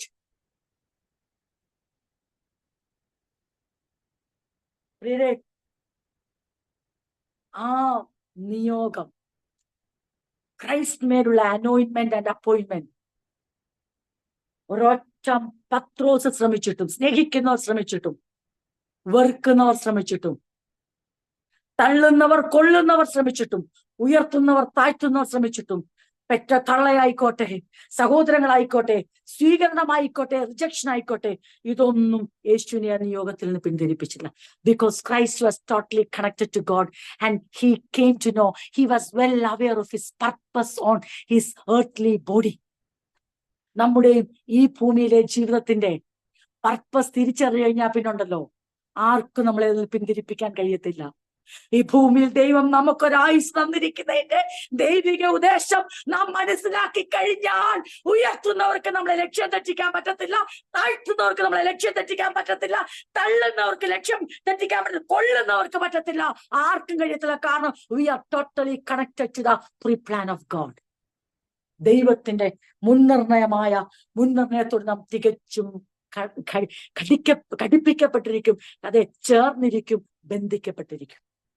അതുകൊണ്ടല്ലേ അപ്പോസ്തലനായ പൗലോസ് പറഞ്ഞത്, പൗലോസിനോട് അവര് പറഞ്ഞ, നീ യെരൂശലേമിൽ പോകരുത്, ഡോണ്ട് ഗോ ദേർ, നീ പോയാൽ നിന്നെ അവര് ഇങ്ങനെ ഈ റുമാൽ ഉടമസ്ഥനെ ഇതുപോലെ ബന്ധിക്കും, ഇതുപോലെ വിലങ്ങ് വെക്കും, അല്ലെ ഇതുപോലെ പറഞ്ഞു. പ്ലീസ്, നിങ്ങൾ എന്റെ ഹൃദയം തകർക്കാതെ, എന്റെ നിയോഗം എനിക്കറിയാം, എന്റെ പർപ്പസ് എനിക്കറിയാം, ലെറ്റ് ഇറ്റ് ബി. അങ്ങനെയെങ്കിൽ അങ്ങനെ സംഭവിക്കട്ടെ. I'm ready to give my life, I'm ready to give myself, I'm ready to die. അത് അപ്പോസ്തലൻ എവിടുന്ന് കിട്ടിയതാ? പുത്രൻ മുഖാന്തരം ലഭിച്ച പ്രത്യാശ ആരിലേക്ക് വ്യാപരിച്ചു. നമ്മളിത് ചിന്തിക്കുമ്പോൾ നമ്മുടെയൊക്കെ പ്രശ്നം എന്നറിയോ, നമ്മളിത് ക്രിസ്തുവിൽ മാത്രം നിർത്തും. നമ്മുടെ പ്രശ്നം exclusively for Christ, not for me. നമ്മൾ കർത്താവ് മരിക്കട്ടെ, കർത്താവ് ഉയർക്കട്ടെ, കർത്താവ് നമുക്ക് വേണ്ടി ജീവിക്കട്ടെ, ഇതിനകത്ത് ഞങ്ങൾക്ക് എന്താ പ്രശ്നം? പക്ഷെ ഞങ്ങൾ താഴാനോ, ഞങ്ങൾ തകരാനോ, പിന്നെ ഉയർപ്പ് അത് കർത്താവ് ഇങ്ങനെ തരട്ടെ. കഷ്ടാനുഭവങ്ങൾ അത് കർത്താവ് അനുഭവിക്കട്ടെ, അത് അപ്പോസ്തലന്മാർക്ക് വേണ്ടിയുള്ളതാ. അതെ, താഴ്ച, നിന്ന അപമാനം കർത്താവ് സഹിക്കട്ടെ. നമ്മൾ എന്ത് ചെയ്യാന്നറിയോ? എല്ലാ സഫറിങ്സും ക്രിസ്തുവിന് മാത്രമുള്ളത്. പക്ഷെ നമുക്ക് എന്തുകൂടെ ലഭിച്ചിട്ടുണ്ട്? അവനോടൊപ്പം കഷ്ടം സഹിപ്പാൻ നമുക്കും ഗിഫ്റ്റ് ലഭിച്ചിരിക്കുന്നു. ഗിഫ്റ്റ്, വരം ലഭിച്ചിരിക്കും, ദാനം ലഭിച്ചിരിക്കും. ഈ ബോധ്യം അടുത്ത നമ്മൾ വായിക്കുമ്പോൾ കൊലോസ്യർക്ക് വരുമ്പോൾ അപ്പോസ്തലൻ വ്യക്തമായി പറയുന്നുണ്ട്. നമുക്കും ആ കഷ്ടം സഹിക്കണോ? അത് ക്രിസ്തു കൊണ്ട് അത് അവസാനിച്ചോ? ഇനി ആരും കഷ്ടം സഹിക്കേണ്ട, വിശ്വസിച്ചാൽ മാത്രം മതി. ക്രിസ്തു തകരട്ടെ, ക്രിസ്തു നുറുങ്ങട്ടെ, ക്രിസ്തു എന്നുള്ളതാണോ എന്ന് അടുത്ത ഭാഗം. ഓക്കെ, ഞാൻ ഈ ഭാഗത്തിൽ നിന്ന് ഞാൻ മടങ്ങി വരികയാണ്. എനിക്കത് എന്തോ അങ്ങനെ പങ്കുവെക്കാൻ എൻ്റെ ഹൃദയത്തിൽ, ഞാനത് സത്യം പറഞ്ഞാൽ ഇന്നത് ഓർത്തില്ല, കഴിഞ്ഞ ദിവസങ്ങൾ അത് ചിന്തിച്ചു, അതുകൊണ്ടാണ് പെട്ടെന്ന് തപ്പിയത്. പക്ഷെ കറക്റ്റ് ഈ സമയത്ത് ഇന്നപ്പോൾ ദൈവത്തിന്റെ പരിശുദ്ധാത്മാവ് എന്നെ ആ വാക്യം ഓർപ്പിച്ചു. യു ഹാവ്, എനിക്കത് ഭയങ്കരമായിട്ട് തന്നെ, you have given me a body for what? To offer. നമുക്ക് പറയാം, കർത്താവേ, നീ ഞങ്ങൾക്കൊരു ജീവിതം തന്നിരിക്കുന്നു, നീ ഞങ്ങൾക്കൊരു ആയുസ് തന്നിരിക്കുന്നു. എന്തിനു വേണ്ടി?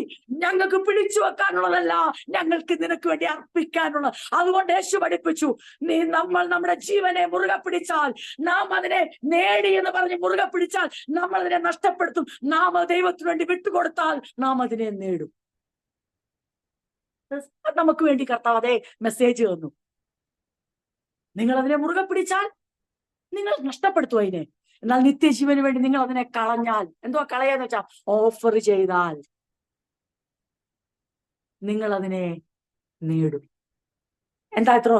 Jesus proved it.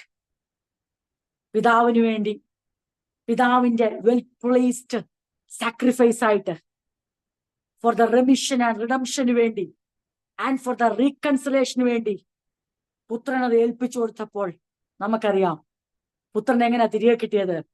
തേജസ്കരിക്കപ്പെട്ട ശരീരത്തോടുകൂടെ മരിച്ചവരിൽ ആദ്യജാതനായി നമ്മുടെ ഭൂത്ത സഹോദരനായി നമ്മുടെ ശിരസ്സായി തീരത്തക്കവിധ ഉയർത്തെഴുന്നേറ്റ് എങ്ങനെ കിട്ടി? എല്ലാ നാമത്തിലും മേലായ നാമം, സർവമുഴങ്കാലും മടങ്ങുന്ന നാമം, സ്വർലോകരുടെ ഭൂലോകരുടെ അതോ ലോകരുടെ മുഴങ്കാൽ മടങ്ങുന്ന യേശു കർത്താവ് ഏറ്റുപറയുന്ന ആ നാമത്തിന്റെ അവകാശിയാക്കി തീർത്തു. നമ്മുടെ ക്രിസ്ത്യൻ നമ്മൾ മടങ്ങി വരും. ഞാൻ എന്തിനാ ഇത് ഇങ്ങനെ പറഞ്ഞെന്ന് ചോദിച്ചാൽ,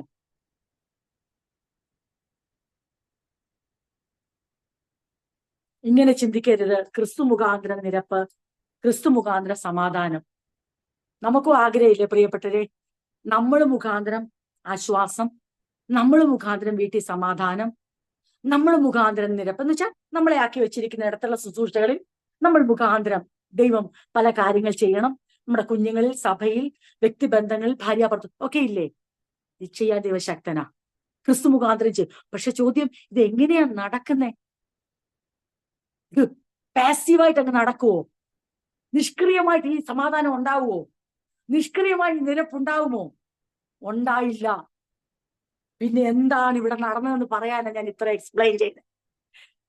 ഞാൻ ചെന്നാ മതി, ഞാൻ അങ്ങോട്ട് ഇടയ്ക്ക് നിന്നാ മതി, എല്ലാം നിരപ്പിക്കുമെന്ന് യേശു പറഞ്ഞോ? ഇല്ല.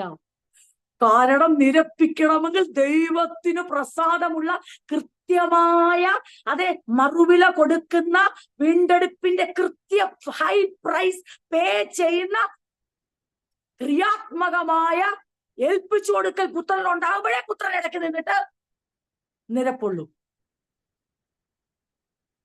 അങ്ങനെയാണെങ്കിൽ ക്രിസ്തീയ ജീവിതത്തിൽ മുന്നോട്ട് പോകുന്ന ഓരോ ദൈവമക്കളും അറിഞ്ഞിരിക്കണം, നിഷ്ക്രിയരായി നിന്നുകൊണ്ട് ആർക്കും ആരുടെയും സമാധാനത്തിന്റെ കാരണമാകാൻ കഴിയത്തില്ല. ആർക്കും ആരെയും നിരപ്പിക്കാൻ കഴിയത്തില്ല. ആർക്കും ആശ്വാസമാകാൻ കഴിയത്തില്ല. പിന്നെയോ ക്രിയാത്മകമായ ക്രിസ്തീയ ജീവൻ നയിക്കുന്ന, തങ്ങളുടെ ഈ ഭൂമിയിലെ ആയുസ്സിന്റെ ദൈവിക ഉദ്ദേശം മനസ്സിലാക്കി ദൈവപ്രസാദത്തിനൊത്തവണ്ണം ജീവിക്കുവാനും ജീവിതം വിട്ടുകൊടുക്കുവാനും തയ്യാറുള്ളവരെ കൊണ്ടാണ് ദൈവം നിരപ്പും സമാധാനവും വരുത്തുന്നത്. ദൈവത്തോടുള്ള പാപത്തിന്റെ വീണ്ടെടുപ്പിന് നിരപ്പ് സമാധാനം ക്രിസ്തു മാത്രം. അത് കഴിഞ്ഞ് കർത്താവ് പറഞ്ഞല്ലോ, നിങ്ങൾ സമാധാനം ഉണ്ടാക്കുന്നവരാകണം, സമാധാനത്തിന്റെ പുത്രന്മാരെന്ന് വിളിക്കപ്പെടുന്നതിനെ കുറിച്ചൊക്കെ കർത്താവ് പറഞ്ഞു. അത് നമുക്കും കൂടെ അവകാശപ്പെട്ടതാണ്. അങ്ങനെ 20-ാം വാക്യത്തിലേക്ക് വരുമ്പോൾ, ക്രിസ്തു ക്രൂശിൽ ചൊരിഞ്ഞ രക്തം കൊണ്ട്, ക്രിസ്തു മുഖാന്തരവും ശരീരവും രക്തവും കൊടുക്കുമ്പോൾ പ്രവചനം നിവർത്തിയാകുന്നു. ഇതാ തനിക്ക്, you have given me a body to offer and I have given it. അപ്പൊ ദൈവം പറയുന്നു, നീ തന്നല്ലോ, ഞാൻ അതുകൊണ്ട് എല്ലാം ചെയ്തു തീർത്തു. സമാധാനം, നിരപ്പ് ഉണ്ടാക്കി ഭൂമിയിലുള്ളതോ സ്വർഗത്തിലുള്ളതോ സകലത്തെയും ക്രിസ്തുവിനെ കൊണ്ട് ദൈവത്തോട് നിരപ്പിപ്പാനും പിതാവിന് പ്രസാദം, മറ്റേ പ്രസാദം തോന്നിയില്ല. He was not pleased. ഇവിടെ എഴുതിയിരിക്കുന്നു, he was well pleased. അപ്പൊ നമ്മുടെ ഈ ജീവിതത്തില് ഈ ഒരു വ്യത്യാസമില്ലേ? കഴിഞ്ഞ കാലങ്ങളെ നമ്മുടെ ജീവിതം കൊണ്ട് ദൈവം ഒരിക്കലും വെൽ പ്ലീസ്ഡ് അല്ലായിരുന്നു. പക്ഷെ ഇപ്പൊ അങ്ങനെയല്ല.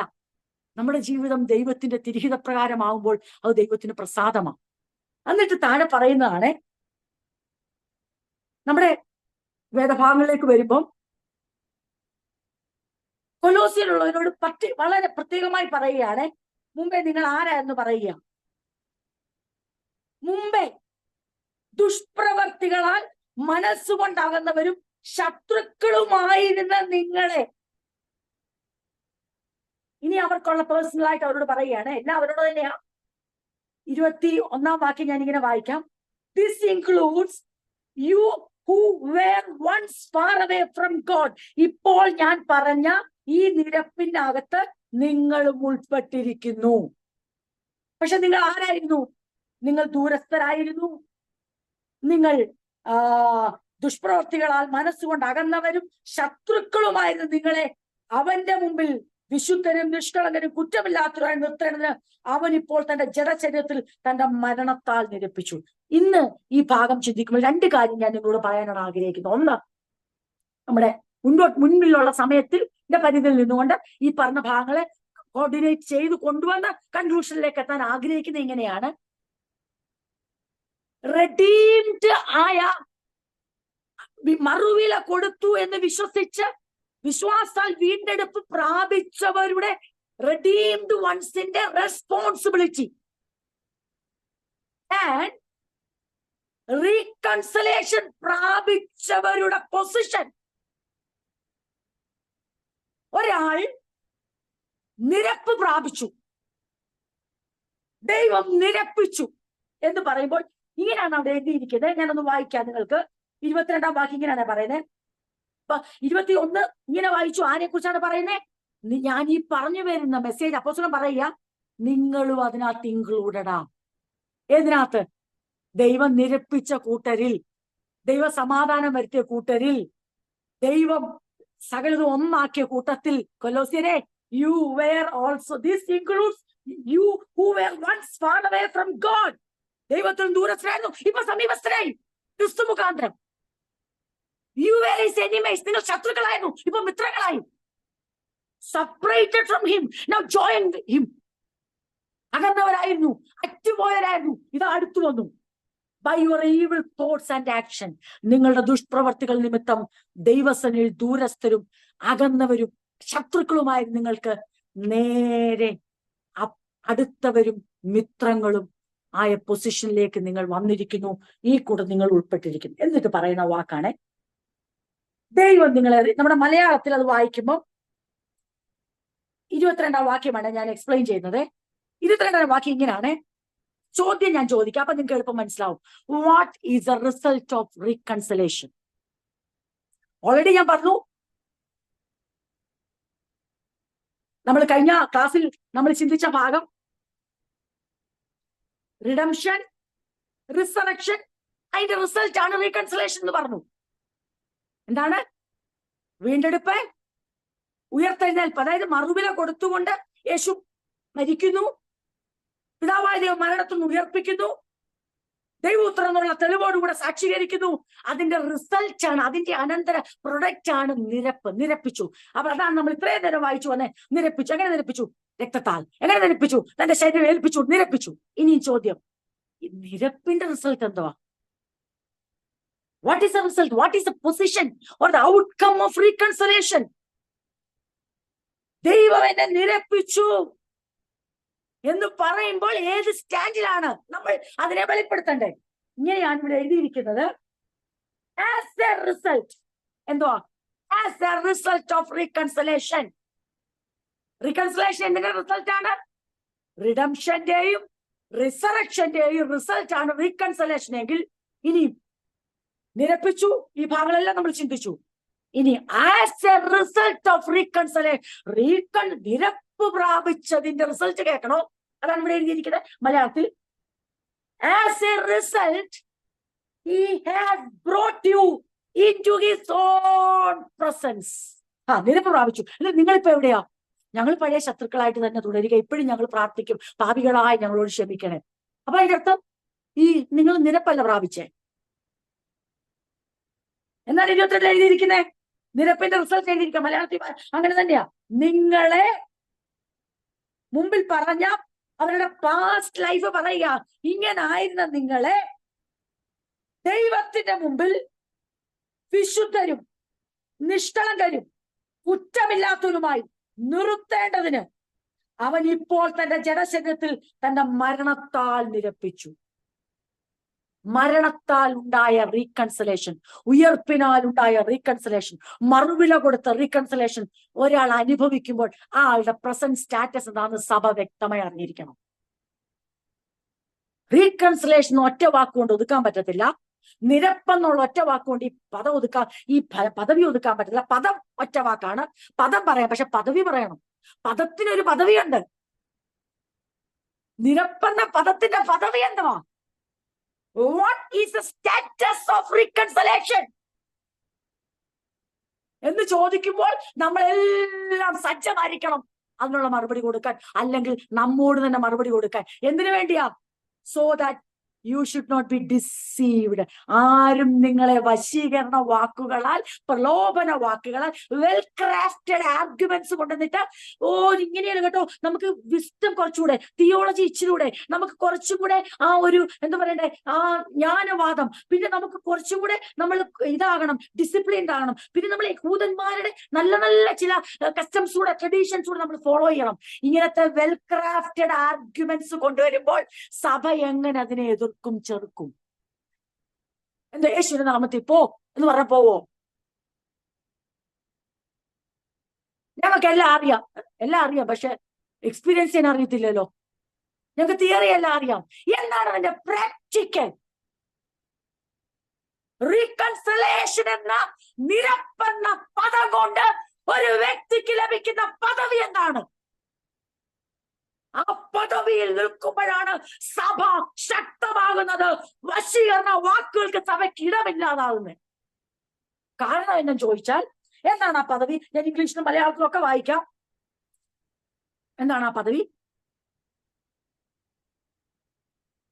നിങ്ങളെ വിശുദ്ധരും നിഷ്കളങ്കരും അനിന്യരുമായി തിരിസിൽ നിർത്തേണ്ടതിന് അവിടുന്ന് എന്റെ ജഡശരീരത്തിന്റെ മരണത്താൽ ഇപ്പോൾ അനുരഞ്ജിപ്പിച്ചിരിക്കുന്നു. എന്തിനാ നിങ്ങളെ? കൊലോസ്യരെ, നിങ്ങൾക്കറിയാം റീകൺസിലേഷൻ ഒക്കെ നടന്നെന്ന്. എനിക്കറിയാം, ഞാനിത് പറയുമ്പോൾ നിങ്ങൾക്കും അറിയാം. പക്ഷേ അപ്പോസ്തലനായ പൗലോസ് പറയുക, നിങ്ങൾ ഈ അനുരഞ്ജിപ്പിച്ചിരിക്കുന്നു, നിരപ്പിച്ചിരിക്കുന്നു പറയുമ്പോൾ what you are experiencing day by day. ഇതോ അന്ന് രക്ഷിക്കപ്പെട്ട നാളിൽ നിരപ്പ്, അതാണോ നിങ്ങളുടെ നിരപ്പെന്ന് നിങ്ങൾ ഉദ്ദേശിക്കുന്നത്? അതോ are you experiencing the status of reconciliation day by day? നിങ്ങൾ ദിനം തോറും ഈ അനുരഞ്ജനത്തിന്റെ പദവി ആസ്വദിക്കുന്നുണ്ടോ? അനുഭവിക്കുന്നുണ്ടോ? ആഘോഷിക്കുന്നുണ്ടോ? നിങ്ങൾ അതിൽ ഉറച്ചു നിൽക്കുന്നുണ്ടോ? അതറിയണമെങ്കിൽ അതിന്റെ പദവി എന്താണെന്ന് അറിയണ്ടേ? നമുക്കറിയാൻ വയ്യാത്തതല്ല. എന്താണ് അതിന്റെ പദവി? ഞാൻ പറഞ്ഞല്ലോ, ആസ് എ റിസൾട്ട് നിരപ്പിച്ചു. എന്നിട്ട് കർത്താവ് നിരപ്പിച്ചു. അവിടെ അങ്ങനല്ല, നിരപ്പിച്ചു എന്ന് പറഞ്ഞാൽ ഉടനെ തന്നെ അതിനൊരു പ്രായോഗികതയുണ്ട്. എന്താണ് അതിന്റെ പ്രായോഗികത? God has brought you. You are not coming yourself. ഞാൻ വരികയല്ല, എന്നെ കൊണ്ടുവരിക. അതെന്താ എന്നെ കൊണ്ടുവരേണ്ട ആവശ്യം? ഞാൻ ആരാണ്? ശത്രുവാണ്. ഞാൻ ആരാണ്? ദുഷ്പ്രവർത്തിക്കാരിയാണ്. ഞാൻ ആരാണ്? ഞാൻ അകന്നവളാണ്. എന്റെ മനസ്സിൽ മൊത്തം ഈവിൾ തോട്ട്സ് ആണ്. അപ്പം ഞാൻ എന്ത് വിശ്വസിച്ചു? എനിക്ക് വേണ്ടി മറുവിലയായി കൊടുത്ത ദൈവത്തിന്റെ സ്നേഹം പുത്രനിലൂടെ പ്രദർശിപ്പിച്ച ആ മറുവിലയുടെ സ്നേഹം, ആ ശരീരം എനിക്ക് വേണ്ടി ഇതാ ചീന്തപ്പെട്ടു, ഒഴുക്കപ്പെട്ടു എന്ന് പറയുമ്പോൾ എന്റെ ഉള്ളിലേക്ക് ആ റിഡംഷന്റെ വാല്യൂ വരുന്നു. എന്റെ മറുവില കർത്താവ് കൊടുത്തു എന്ന് ഞാൻ വിശ്വസിക്കുമ്പോൾ എന്റെ ദൈവം എന്നെ നിരപ്പിച്ചു എന്നുള്ള ആ പാപത്തിന്റെ വിമോചനത്തിന്റെ സന്തോഷം, നീതീകരണത്തിന്റെ സന്തോഷം എന്റെ ഉള്ളിൽ വരുമ്പോൾ അതിന്റെ പൊസിഷൻ, സ്റ്റാറ്റസ് എക്സ്പ്ലെയിൻ ചെയ്യാൻ പറഞ്ഞാൽ അതിന്റെ അർത്ഥം ദൂരസ്ഥയായിരുന്ന എന്നെ കർത്താവ് സമീപസ്ഥയാക്കി കൊണ്ടുവന്നു. എവിടേക്ക് കൊണ്ടുവന്നു? Into somewhere, into a corner. No, ഇവിടെ എഴുതിയിരിക്കുന്നു into his own presence. നമ്മുടെ മലയാളത്തിൽ എങ്ങനെയാ അത്?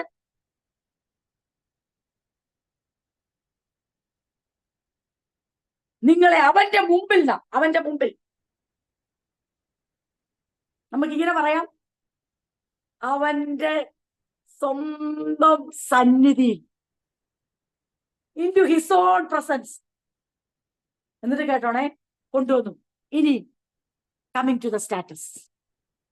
ഈ സ്റ്റാറ്റസ് സഭ ഉറപ്പിച്ചും തറപ്പിച്ചും കോൺഫിഡന്റ് ആയിക്കോണം. കാരണം എന്നറിയോ, ഇല്ല എങ്കിൽ പ്രലോഭന വാക്കുകളാൽ സഭ വഞ്ചിക്കപ്പെടും. അതിനാണ് അപ്പോസ്തലൻ ഇത് പറയുന്നത്. ഇനി നിങ്ങളുടെ സ്റ്റാറ്റസ് കേട്ടോണം. റീകൺസൈൽ ആയവരുടെ നിരപ്പ് ഇല്ല എങ്കിൽ അതിന്റെ അർത്ഥം നിരപ്പ് പ്രാപിച്ചിട്ടില്ല. പ്രാപിച്ചു എന്നുള്ള തിയറി മാത്രം നിങ്ങൾ കേട്ടിട്ട് നിങ്ങളുടെ ബ്രെയിനിലെ ഫീഡ് ആയിട്ടുള്ളൂ, നിങ്ങളുടെ ലൈഫിൽ എക്സ്പീരിയൻസ് ആയിട്ടില്ല എന്നാണ്. ഇത് കൺഫേം ചെയ്തതിന് അതിന്റെ അർത്ഥം വി ആർ എക്സ്പീരിയൻസ് എന്താണ്? You are holy and blameless as you stand before him without a single fault. എന്താണ് അതിന്റെ അർത്ഥം? മുമ്പേ പറഞ്ഞ വെച്ച് നോക്കിയാൽ ഒന്നുകൂടെ ഞങ്ങൾ വായിക്കാം. എങ്ങനെയുള്ളവരായിരുന്നു? ദുഷ്പ്രവർത്തികളാൽ മനസ്സുകൊണ്ട് അകന്നവരും ശത്രുക്കളുമായിരുന്ന നിങ്ങളെ നിരപ്പിന്റെ ശുശ്രൂഷയാൽ നിങ്ങളുടെ സ്റ്റാറ്റസ് അവന്റെ മുമ്പിൽ he has brought you. അവൻ നിങ്ങളെ കൊണ്ടുവന്നു.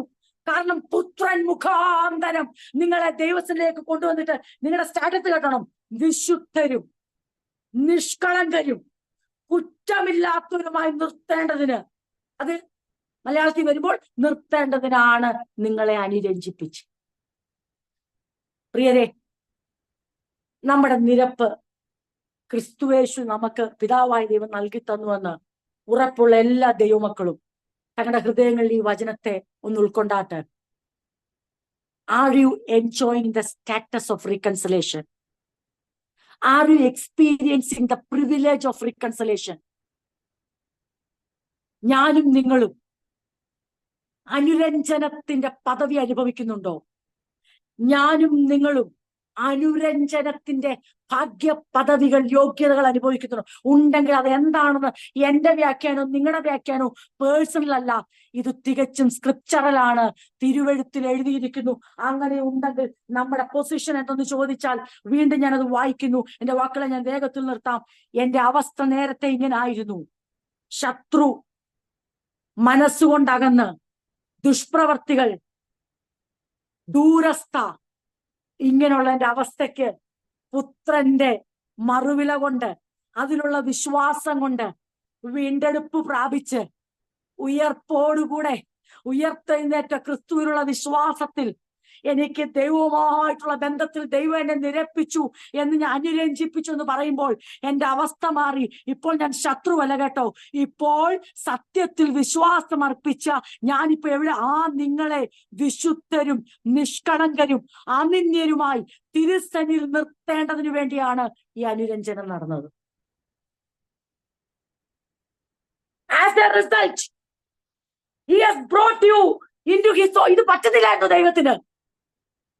ഇതുകൊണ്ടാണ് പറഞ്ഞത് I am not pleased in animal sacrifice because എനിക്ക് പറ്റുന്നില്ല. കാരണം ദൈവത്തിന് ആനിമൽ സാക്രിഫൈസ് കൊണ്ട്, മൃഗയാഗം കൊണ്ട് ആരെ ഇവിടെ കൊണ്ടുവരാൻ പറ്റുന്നില്ല. ദൈവസനിൽ നിരപ്പിച്ചുകൊണ്ട് നിർത്താൻ പറ്റാത്ത കൊണ്ടാണ് പുത്രൻ പറഞ്ഞത്. എനിക്ക് മനസ്സിലായി നിന്റെ ഉദ്ദേശങ്ങൾ നടക്കാത്തതുകൊണ്ടാണ് നീ പ്ലീസ്ഡ് ആകാത്തത്. നമ്മളൊന്ന് ചിന്തിച്ചേ, നമ്മളെപ്പോഴേ ഈ പ്ലീസ്ഡ് അല്ലാത്തത്? നമ്മുടെ മുഖം വാടുന്ന എപ്പോഴാ? പെട്ടെന്ന് നല്ല ചിരിച്ചിരുന്ന മുഖം പെട്ടെന്ന് ഈ വീർത്ത് കെട്ടുന്ന എപ്പോഴാ? ഹൃദയത്തിൽ ഉദ്ദേശിച്ച കാര്യം സാധിച്ചില്ല, അപ്പം നമ്മുടെ മുഖത്തറിയാം. അതുവരെ ചിരിച്ചു കളിച്ചൊക്കെ നിൽക്കും, പെട്ടെന്ന് മുഖം വീർത്ത് കെട്ടി. കാരണം എന്തോ? ഹൃദയത്തിൽ ഉദ്ദേശിച്ച കാര്യം നടന്നില്ലെങ്കിൽ അപ്പോൾ നമുക്ക് നമ്മൾ എന്നാ മുഖത്തിനൊരു പ്രസാദം ഇല്ലാത്ത? നിങ്ങളോട് ആരും ചോദിച്ചിട്ടില്ലേ? എന്നോട് ഒത്തിരി പേര് ചോദിച്ചിട്ടുണ്ട്. അതെന്താ മുഖത്തിനൊരു പ്രസാദം ഇല്ലാത്ത? അതെന്ന് വെച്ചാൽ മുഖത്തെ സന്തോഷം ഇവിടെ പോയി. എന്നാ പറയോ? ഹൃദയത്തിൽ ചില ആഗ്രഹിച്ചത് നടന്നില്ല. അവൻ മുഖത്തെ ദൈവത്തോട് ചോദിക്കാം. പുത്രൻ പറഞ്ഞു എനിക്ക് മനസ്സിലായി നിനക്ക് പ്രസാദമില്ല. യാഗം അർപ്പിച്ചിട്ട് അവര് ഒത്തിരി അർപ്പിച്ചെന്ന് പറഞ്ഞ് തിരിച്ചു പോവുക. ഇന്ന് കോലാട്ടുകൊട്ടിനെ കൊടുത്തു, കാളയെ കൊടുത്തു, നിങ്ങൾ ഏതാ കൊടുത്തേ? ഞാൻ. പക്ഷെ ആർക്ക് വേണ്ടി കൊടുത്തത്? ഇതാര് കണ്ടു? പുത്രനാ കണ്ടത് പിതാവിന്റെ പ്രസാദമില്ലായ്മ. പുത്രന് മനസ്സിലായി, God is not at all pleased. അപ്പൊ പുത്രൻ പറഞ്ഞു, ഇനി ഒറ്റ മാർഗമേ ഉള്ളൂ. എന്തുകൊണ്ട് പിതാവ് പ്രസാദിക്കാന്? കാളയുടെ വലിപ്പം കുറഞ്ഞിട്ടാണോ? കോലാട്ടുകൊട്ടിന്റെ വലിപ്പം കൊണ്ട്? നമ്മളൊക്കെ പ്രസാദിക്കാത്തതിന്റെ അതാ കാരണം. എന്ന് വെച്ചാൽ ഉദ്ദേശിച്ച അളവിലും വ്യാപ്തിയിലും കാര്യങ്ങളാണ്. പക്ഷെ പിതാവ് പ്രസാദിക്കുന്നത് കാളയുടെയും ആറ്റുകൊട്ടന്റെയും സൈസ് കുറഞ്ഞുകൊണ്ടോ വെയിറ്റ് കുറഞ്ഞുകൊണ്ടോ അല്ല.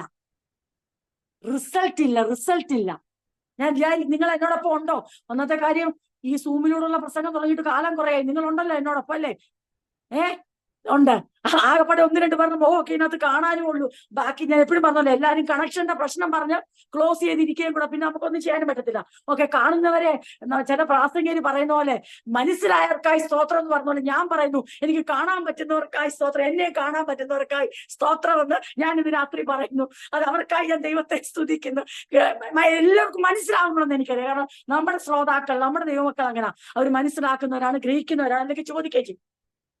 അതുകൊണ്ട് കുഴപ്പമില്ല. പക്ഷേ ഞാൻ എന്റെ വാക്കുകൾ ഇവിടെ, എന്റെ സമയം ഇവിടെ അവസാനിച്ചിട്ട് വാക്കുകൾ എന്നോട് അവസാനിപ്പിക്കാൻ പോയി. ഞാൻ എന്തിനാ പ്രളയം പറഞ്ഞേ? ദൈവത്തിന്റെ പ്രസാദം വരത്തക്ക രീതിയിലുള്ള ദൈവപദ്ധതിയുടെ പൂർത്തീകരണത്തിലേക്ക് എത്തുവാൻ പുത്രനിതാ പിതാവിന്റെ അടുക്കലേക്ക് ഏൽപ്പിച്ചു കൊടുത്തു. പിതാവ് പുത്രന് വേണ്ടി ഒരു ശരീരം ഒരുക്കി. ആ ശരീരവുമായി പുത്രനിതാ ദൈവപദ്ധതിക്ക് വേണ്ടി ഏൽപ്പിച്ചു കൊടുക്കുന്നു. ആ ഏൽപ്പിച്ചു കൊടുക്കൽ പലർക്കും മനസ്സിലായില്ല. നമുക്കറിയാമല്ലോ, ആ ഭാഗം വായിക്കാൻ എന്റെ ഉള്ളിൽ പരിശുദ്ധാത്മാവ് പ്രേരിപ്പിക്കുന്നു. യെശയ്യാവിന്റെ പുസ്തകത്തിൽ എഴുതിയിരിക്കുന്ന ആ 53-ാം അധ്യായത്തിൽ എഴുതിയിരിക്കുന്ന വാക്കൊക്കെ വായിക്കുമ്പോണ്ടല്ലോ, യഹൂദന്മാർക്ക് മറഞ്ഞിരുന്ന ആ ഭാഗം അവിടെ എഴുതിയിരിക്കുന്ന നമുക്ക് എല്ലാം അറിയാം. നമ്മൾ പല പ്രാവശ്യം വായിച്ചിട്ടുള്ള വാക്കാണെങ്കിലും ഒന്ന് വായിക്കാം. എന്റെ ഹൃദയങ്ങളിൽ പരിശുദ്ധ ആത്മാവ് വീണ്ടും അത് ശക്തമായി ഹേമിക്കുന്നുണ്ട്. 53-ൽ എഴുതിയിരിക്കുന്നു. ഞാൻ എളുപ്പം ഒന്ന് വായിച്ചോട്ടെ. Who has believed our message? ആരാ ഞങ്ങൾ പറഞ്ഞ മെസ്സേജ് വിശ്വസിക്കുന്നത്? To whom has the Lord revealed his powerful love? ആർക്കാണ് ഇത് വെളിപ്പെടുത്തിയ ദൈവത്തിന്റെ ശക്തിയേറിയ കരം? ആ ഭുജം ആർക്കാണ്? ക്വസ്റ്റ്യൻ മാർക്കാ. എന്നിട്ട് 2-ാം വാക്യത്തിൽ ഇങ്ങനെയാണ് എഴുതിയിരിക്കുന്നത്, 2-ന്റെ B part. There was nothing beautiful or majestic about his appearance, nothing to attract as to him. നമ്മൾ മലയാളത്തിൽ ഒത്തിരി പരിചിതമായ വാക്കുകളാണ്, അതുകൊണ്ട് ഇങ്ങനെ വായിക്കുന്നത്. ഈ ഇതൊന്ന് വായിക്കുമ്പോൾ ഇച്ചിരി ചേഞ്ചോടെ ചിന്തിക്കാനാ. ഭംഗിയായിട്ടും പ്രതാപമായിട്ടും മജസ്റ്റിക് ആയിട്ടും അവന്റെ അപ്പിയറൻസിൽ ഒന്നുമില്ല. നമ്മളെ അവനിലേക്ക് അട്രാക്ട് ചെയ്യാനുള്ള ഒന്നും കണ്ടില്ല. നമ്മൾ അവന്റെ ശ്രേഷ്ഠതയിൽ പഠിച്ചതല്ലേ? നമ്മൾ ക്രിസ്തുവിന്റെ പ്രിയമിനൻസ് പഠിച്ചപ്പോൾ നമ്മൾ പഠിച്ചതാണ്. പിതാവായ ദൈവം അവന് ഒരു തേജോവല ഒന്നും കൊടുത്തില്ല. പലരും അതിന്റെ പുറകെയാണ്. ഒരു തേജോ, എല്ലാരും തേജോവലയെ മുഖത്ത് വെച്ചു, ഭയങ്കര പ്രകാശം. ഇല്ല, ഇവിടെ എഴുതിയിരിക്കുന്ന അങ്ങനല്ല. അവൻ നമ്മളെ അട്രാക്ട് ചെയ്യുന്ന ഒരു രൂപഗുണവും അവനിൽ കണ്ടില്ല. അതുകൊണ്ടാ ചോദിക്കുന്നത്, ആർക്കാണ് ഞങ്ങളുടെ മെസ്സേജ് മനസ്സിലാകട്ടെ? ക്രിസ്തുവിനെ ഇങ്ങനെ ഏൽപ്പിച്ചു കൊടുക്കുന്ന മെസ്സേജ് ആർക്കാണ് മനസ്സിലാകുന്നത്? നാം ഇന്ന് രാത്രി സന്തോഷത്തോടെ തുള്ളിച്ചാടി പറയണം, ഞങ്ങൾക്കത് വെളിപ്പെട്ടു, ഞങ്ങൾക്കത് മനസ്സിലായി, ഞങ്ങൾക്ക് മനസ്സിലായി. ഈ തലമുറയിൽ ഇന്നും പലർക്കും മനസ്സിലാവുന്നില്ല. നമ്മളോടൊപ്പം ഉണ്ണുകയും ഉറങ്ങുകയും ചെയ്യുന്ന, നമ്മൾ പരിപാലിക്കുന്ന, നമ്മൾ സ്നേഹിക്കുന്ന, നമ്മളെ സ്നേഹിച്ച പലർക്കും ഈ മെസ്സേജ് മനസ്സിലാകാതിരിക്കുമ്പോൾ ദൈവസഭയെ എന്നെ കേൾക്കുന്നവരെ നമുക്ക് സന്തോഷത്തോടെ പറയാം, Lord, we believe your message and we got it. ഞങ്ങൾക്കത് റിവീലായി. നിന്റെ പവർഫുൾ ആം, നിന്റെ വീര്യമുള്ള ഭുജം ഞങ്ങൾക്ക് മനസ്സിലായി. എന്താ മനസ്സിലായത്? നിന്റെ വീര്യമുള്ള ഭുജം കൊണ്ട് ചെങ്കടലിനെ പിളർക്കുന്നത് പലർക്കും മനസ്സിലാകും. നിന്റെ വീര്യമുള്ള ഭുജം കൊണ്ട് യോർദാനെ വറ്റിക്കുന്ന പലർക്കും മനസ്സിലാകും. നിന്റെ വീര്യമുള്ള ഭുജം കൊണ്ട് ലാസറിനെ ഉയർപ്പിക്കുന്ന പലർക്കും മനസ്സിലാകും. എന്നാൽ നിന്റെ വീര്യമുള്ള ഭുജം കൊണ്ട് നിന്റെ പുത്രനെ തകർക്കുന്നത് മനസ്സിലാക്കാൻ സാധാരണക്കാരന് പറ്റത്തില്ല, സ്വബുദ്ധി കൊണ്ട് പറ്റത്തില്ല. അത് പറ്റണമെങ്കിൽ ദൈവം കനിയണം. പ്രിയരെ, ഇന്ന് രാത്രി നമുക്ക് ആ message പിടികിട്ടിയെന്ന്. Who has believed our message? ആർക്കാണ് ഈ ശക്തിയുള്ള ഭുജം വെളിപ്പെട്ടെ? തന്റെ പുത്രൻ കണ്ടാൽ രൂപഗുണമില്ല, അപ്പിയറൻസിലൊന്നുമില്ല, nothing to attract us to. നമ്മളെ അവനിലേക്ക് ആകർഷിക്കാൻ ഒന്നും കണ്ടില്ല. കാരണം he was despised and rejected. ഞാൻ എന്റെ വാക്കുകളെ നിർത്തുക. ഈ ഭാഗങ്ങൾ നമുക്ക് നന്നായിട്ട് അറിയാം. 10-ാം വാക്യം, 53:10. But it was the Lord's good plan to crush him and cause him grief. എന്നിട്ട് നിവർത്തി നടക്കുകയാണ്. Yet when his life is made an offering for sin, he will have many descendants. അവന്റെ ലൈഫ് സിന്നിന്റെ ഓഫറിങ്ങിനായി സമർപ്പിക്കപ്പെടും. അവനൊരു സന്തതി അവനെ സേവിക്കും. പ്രിയരേ, എന്റെ പ്രിയ സഹോദരങ്ങളെ, എന്നെയും നിങ്ങളെയും കുറിച്ചുള്ള ദൈവത്തിന്റെ ഉദ്ദേശമുണ്ടല്ലോ. മറ്റുള്ളവരെ അട്രാക്ട് ചെയ്യാൻ വേണ്ടിയുള്ളതല്ല നമ്മുടെ ജീവിതം. മറ്റുള്ളവരെ ഇൻസ്പയർ ചെയ്യാൻ വേണ്ടിയാണ്. മറ്റുള്ളവരെ തീയിൽ നിന്ന് വലിച്ചെടുക്കാൻ വേണ്ടിയുള്ളതാണ്. തീയായിട്ട് നമുക്ക് നിൽക്കാനുള്ളതല്ല. നമ്മൾ വലിയ ആളാണെന്ന് പറഞ്ഞ് ഞാനിപ്പൊ കത്തിച്ചു കളയെന്ന് പറഞ്ഞ് നിൽക്കാനുള്ള ആത്മാവല്ല നമ്മുടേത്. പിന്നെയോ തീയിൽ നശിച്ചു പോകുന്നവരെ കൂടെ വലിച്ചെടുക്കത്തക്ക രീതിയിൽ ദൈവം ഉദ്ദേശിക്കുന്ന ജീവിതമാണ് നമ്മുടേത്. ക്രിസ്തുവിന്റെ അപ്പിയറൻസിൽ അട്രാക്ഷൻ ഇല്ലായിരുന്നു. പക്ഷെ ക്രിസ്തുവിന്റെ ലൈഫ് എന്തിനു വേണ്ടി നീക്കപ്പെട്ടു? Offering four sin. ഇന്നത്തെ തലമുറ ആഗ്രഹിക്കുന്നത് അട്രാക്ഷനാ, അപ്പിയറൻസിലുള്ള അട്രാക്ഷൻ. പക്ഷെ ക്രിസ്തു അപ്പിയറൻസിലല്ലായിരുന്നു അട്രാക്റ്റഡ്. പിന്നെയോ അവന്റെ സ്വഭാവത്തിലും അവന്റെ ജീവിതത്തിലും അവന്റെ ജീവിത സമർപ്പണത്തിലും അവൻ ആരെ കംപ്ലീറ്റ് ആയി സറണ്ടർ ചെയ്തു? പിതാവായ ദൈവത്തിന്റെ ഇഷ്ടത്തിന് പൂർണ്ണമായി വിധേയപ്പെട്ടു. പ്രയോജനമുണ്ടോ? ഉണ്ട്. ഇതാ ദൈവപദ്ധതി പൂർത്തീകരിക്കപ്പെട്ടപ്പോൾ ആരെഴുന്നേറ്റു? ഒരു സന്തതി അവനെ സേവിക്കുവാൻ എഴുന്നേറ്റു. ഇന്ന് രാത്രി നമ്മുടെ ദൈവവചന ചിന്തകളെ ഇവിടെ ക്രോഡീകരിക്കുമ്പോൾ നമ്മുടെ ഹൃദയങ്ങളിൽ ഈ ചോദ്യം ഉയരട്ടെ. ഞാൻ നിരപ്പെന്ന പദം ഞാൻ പറയുന്നുണ്ട്. പക്ഷെ ആ പദത്തിന്റെ പദവിയെ ആസ്വദിക്കുന്ന, അനുഭവിക്കുന്ന ഒരു ദൈവത്തിലാണോ ഞാൻ? എന്താണ് അതിന്റെ പദവി? കുറ്റമുള്ള എന്നെ കുറ്റമില്ലാത്തവളായി, ശത്രുവായ എന്നെ മിത്രമായി, അകന്ന എന്നെ ദൂരസ്ഥ എന്നെ സമീപസ്ഥയായി അല്ലെങ്കിൽ സമീപസ്ഥനായി പിതാവിന്റെ സന്നിധിയിലേക്ക് വലിച്ചടിപ്പിച്ച് നിർത്തിയിട്ട് ഇനിയും ആർക്കും പറയാൻ പറ്റത്തില്ല. അതുകൊണ്ടാണ് ക്രിസ്തുവിൽ നിങ്ങൾ പരിപൂർണരായിരിക്കുന്നു. ഇനിയും കൊലോസ്യ സഭയോട് പറയുക, വശീകരണ വാക്കുകളാൽ ആരെങ്കിലും നിങ്ങളെ ചതിക്കാൻ വന്നാൽ ഇതും കൂടെ ചെയ്തെങ്കിലേ നമ്മൾ നിഷ്കളങ്കരാകത്തുള്ളൂ. ഇതുകൂടെ ചെയ്താലേ നമ്മൾ കുറ്റമറ്റ മനസാക്ഷി ലഭിക്കത്തുള്ളൂ. ഇതും കൂടെ ഏറ്റെങ്കിലേ നമുക്ക് ദൈവസന്നിധിയിൽ പ്രാഗൽഭ്യത്തോടെ നിൽക്കാൻ പറ്റത്തുള്ളൂ എന്ന് പറയുമ്പോൾ സഭ ഒരേ സ്വരത്തിൽ ശബ്ദം ഉയർത്തണം.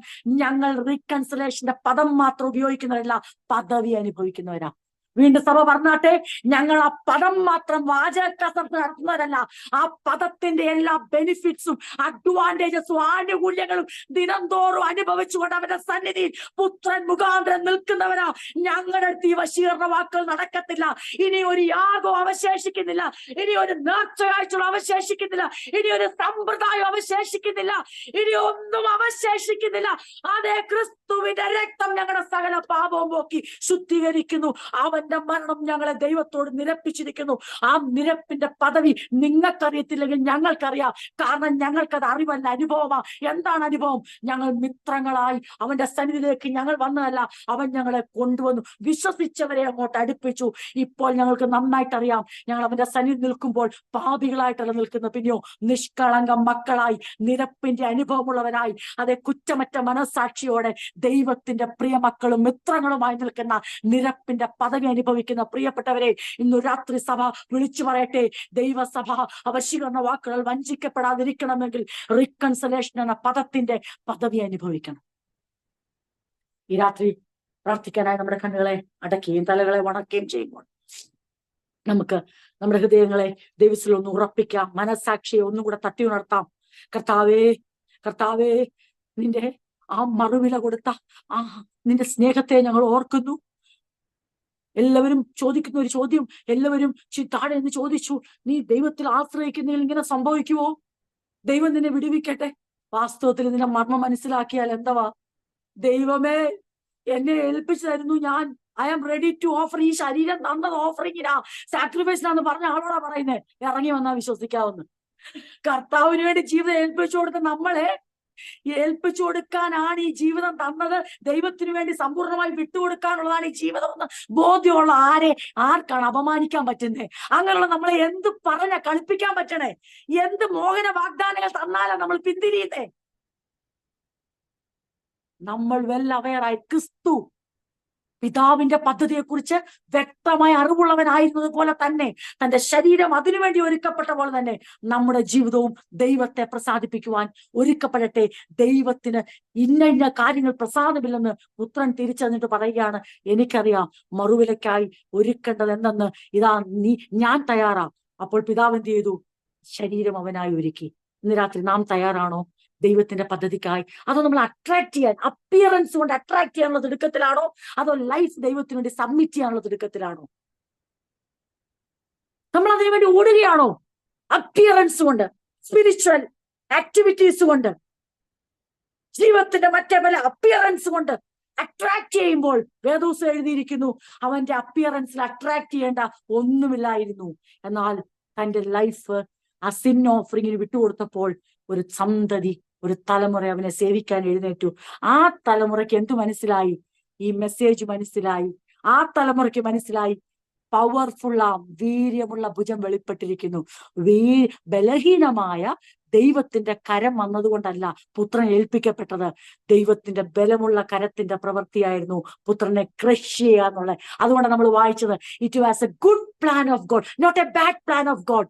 ദൈവത്തിന്റെ നന്മയുടെ പദ്ധതിയായിരുന്നു പുത്രനെ ക്രഷ് ചെയ്യുക എന്നുള്ളത്. അങ്ങനാണെങ്കിൽ ഇന്ന് രാത്രി ദൈവമക്കൾ പറഞ്ഞാട്ടെ, എന്നെ തകർക്കുന്നത്, എന്നെ ക്രഷ് ചെയ്യുന്നത്, എന്നെ ഉടയ്ക്കുന്നത് ദൈവത്തിന്റെ നന്മയുടെ പദ്ധതിക്കകത്തുള്ളതാണ്. അതുകൊണ്ട് ഞാൻ ഭാരപ്പെടത്തില്ല. നിങ്ങൾ ഉറപ്പിച്ച് നമ്മൾ പറയണം, എന്നെ ആരും വശി എന്ന വാക്കുകൾ വഞ്ചിക്കാൻ ശ്രമിക്കേണ്ട. എനിക്ക് നല്ല ബോധ്യമുണ്ട്, ഞാൻ എന്റെ ജീവിതം പണ്ട് എങ്ങനായിരുന്നു, ഇപ്പോൾ എങ്ങനായിരിക്കുന്നു. അങ്ങനെയെങ്കിൽ എന്റെ ലൈഫിൽ എന്ത് തകർച്ച സംഭവിച്ചാലും, താഴ്ച സംഭവിച്ചാലും, ഉയർച്ച സംഭവിച്ചാലും അത് ദൈവത്തിന്റെ നന്മയുടെ ദേശമാണെന്ന് വ്യക്തമാക്കി ഞാൻ മനസ്സിലാക്കുന്നു. ഞാൻ എന്നെ തന്നെ സമർപ്പിക്കുന്നു പറഞ്ഞുകൊണ്ട് നമുക്ക് പ്രാർത്ഥിക്കാം. ഈ വചനങ്ങളാൽ ദൈവം നമ്മെ അനുഗ്രഹിക്കുമാറാകട്ടെ.